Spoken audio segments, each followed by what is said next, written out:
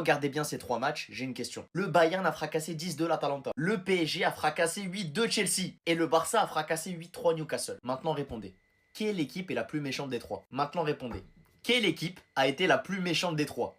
Ah bah oui, quand même. Je suis obligé de poser le débat. Ces 3 équipes, elles ont roulé sur leur adversaire. Mais quand vous regardez les doubles confrontations, c'est laquelle qui vous a fait le plus peur? C'est laquelle où vous vous êtes dit, ah ouais, ok. Eux, c'est vraiment les antagonistes. Moi, j'ai ma petite idée, il y a un indice sur ce que je porte, mais je vais pas le dire. Tu vois, je vais pas le dire. Je vais vous laisser vous prononcer, vous. Ceux qui ont allumé la télé pour les voir jouer, hein, parce qu'honnêtement, je sais pas qui a regardé cette double confrontation. Mais bref, sûrement des gens qui ont regardé le match, donc ceux qui ont regardé, parlez-en. Et le PSG, c'est vrai que c'est un gros client. Quand tu vois la gueule des buts, en fait, les 8 buts, c'est 8 bangers. C'est là où tu dis il y a un truc. En plus, en face, c'est Chelsea. Mais bon, là, en face, c'était Newcastle aussi. En plus, le scénario de ce match, c'est d'avoir donné de l'espoir à Newcastle pendant 3 mi-temps pour au final les fracasser en une seule mi-temps et le remettre 4 buts en 45 minutes. Si ça, c'est pas un scénario d'antagoniste, je sais pas ce que c'est. Mais encore une fois, je me prononce pas. Je vous laisse vous prononcer dans les commentaires. Le Barça et le PSG ont mis 15 buts à 2 clubs de première ligue. Newcastle, je sais pas, un petit peu de pudeur, un petit peu de honte. Et je peux aussi dire que tout a changé lorsque l'arbitre a décidé que cette faute-là n'était pas un penalty, mais que cette faute-là était un penalty. Après, on est d'accord, il y a faute sur les 10 situations, mais celle-là est arrivée juste avant. Et peut-être, cette action-là aurait changé la physionomie. Pas du tout. Alors pas du tout, Newcastle, vous avez pas honte. Il était au collège quand il était à son prime. Il a 73 ans. Il prend toujours des masterclass en Ligue des Champions. Qu'est-ce qui va pas avec lui? J'ai vu une stat, il a marqué contre plus d'équipes que Lionel Messi en Ligue des Champions. Ça, c'est fou. Ouais, non, je dois dire que 21 buts et 16 passes décisives, non, c'est pas mal. Je suis désolé, l'atout offensif que j'ai préféré aujourd'hui et que je préfère des dernières semaines, c'est Fermin Lopez. Je comprends pourquoi vous m'avez cassé les couilles avec Drouin en disant qu'on s'en battait les couilles. Mais d'accord, c'est bon. 12 buts, 16 passes D, lui, c'est un putain de crack. J'ai l'impression que quand c'est chaud, quand il y a embrouille, contre le quartier d'à côté en Ligue des Champions, cet homme-là répond toujours présent. Toujours. Mais comme il faut des mauvaises nouvelles dans une soirée incroyable, pour le Barça, Yohan Garcia, blessé. Tout pas oublier que les dernières semaines, il vous a pas mal sauvé le cul. Maintenant on sait, Tottenham va rien faire du tout. Ils vont rien faire du tout, ils sont pas armés. Ça sera Barcelone, Atlético de Madrid en quart de finale. Newcastle a réussi à faire quelque chose en 40 minutes. Après, ils ont décidé de tout lâcher, à donner des buts et à sortir de la Ligue des Champions. Pas par la grande porte. Hein. Bravo au Barça. Encore un club de première ligue. Dehors. Osez venir me dire encore que Mbappé au même âge était meilleur qu'Yamal. Osez venir me le dire encore. Les frères, je parle même plus. C'est les chiffres qui parlent maintenant. C'est les chiffres qui parlent. Voilà. Aujourd'hui, Yamal est le joueur le plus jeune à avoir atteint la barre des 10 buts en Ligue des Champions. Allez dormir. C'est le joueur le plus jeune en Ligue des Champions à avoir marqué 10 buts avant ses 19 ans. Je ne sais pas si vous réalisez, les gars. Je ne sais pas si vous vous rendez compte, les gars. Alors ouais, il y en a qui vont dire, ouais, mais Mbappé, à 19 ans, il a une Coupe du Monde, d'accord. Yamal n'a jamais joué la Coupe du Monde. Il a joué une fois l'Euro, il l'a gagné. Là où Mbappé, à chaque fois, il se rate à l'Euro. Là où Mbappé, à chaque fois, c'est catastrophique à l'Euro. Les deux fois où il a joué l'Euro, c'était cataclysmique. C'est ça la réalité, les frères. C'est ça la réalité. Donc au bout d'un moment, les gars, aujourd'hui, vous pouvez comparer autant que vous voulez. Vous pouvez nous dire, ouais, la vérité, c'est que Yamal a pris une avance considérable sur tous les joueurs de cette génération. Ou plutôt sur tous les joueurs de son âge à lui, en tout cas. Il n'y a jamais un joueur en dessous de 19 ans qui a été aussi performant. Et là, aujourd'hui, on peut le voir même au niveau comptable, au niveau des statistiques. C'est aussi simple que ça, les gars.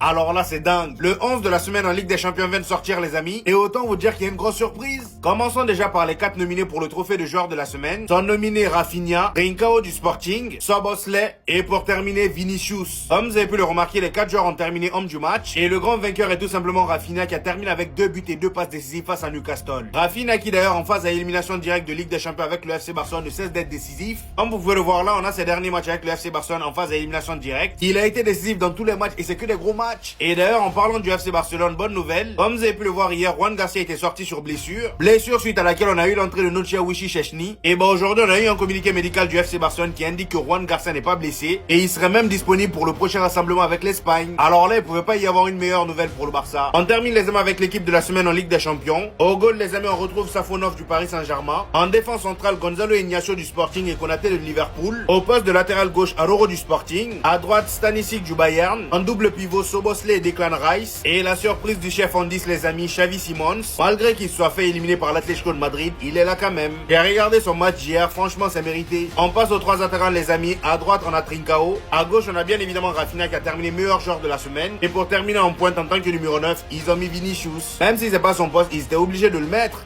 Attendez. Le contrôle de Lamine Yamal au départ de l'action sur le premier but de Rafinha, les gars. C'est du grand n'importe quoi. Contrôle extérieur comme ça. En fait, tu veux dire quoi?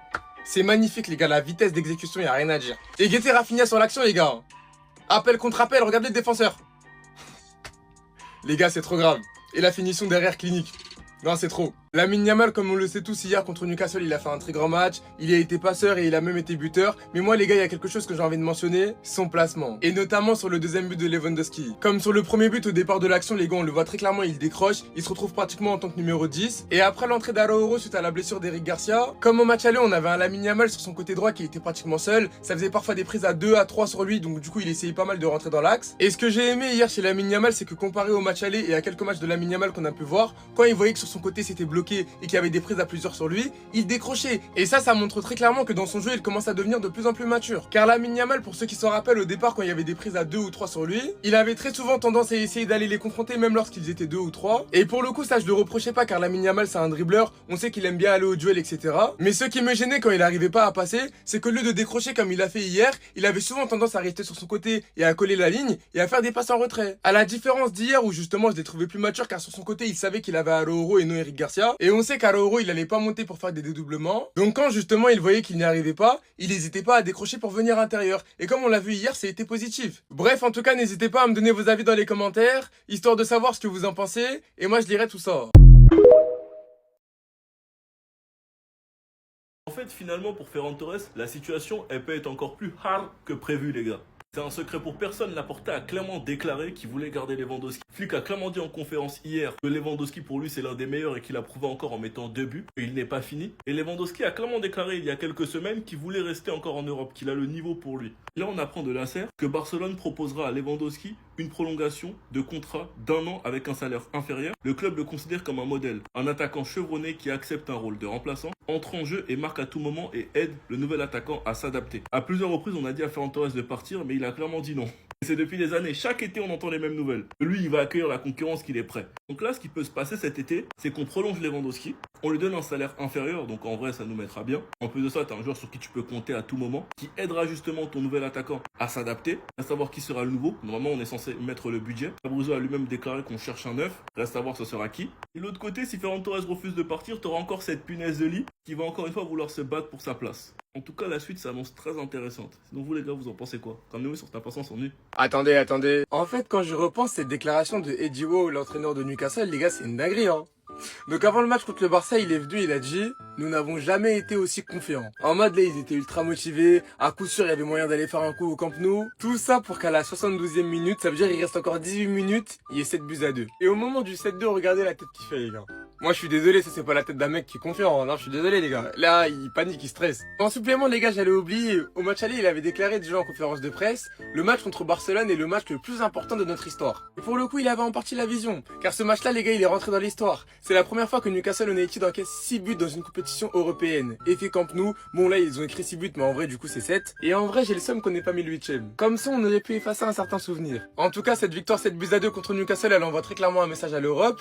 Et voilà quoi, prenez le Barça au sérieux les gars, on arrive. Je dis pas pour autant qu'on va venir chercher la 6ème, mais on arrive. Bref, en tout cas, n'hésitez pas à me donner vos avis dans les commentaires, histoire de savoir ce que vous en pensez, et moi je lirai tout ça.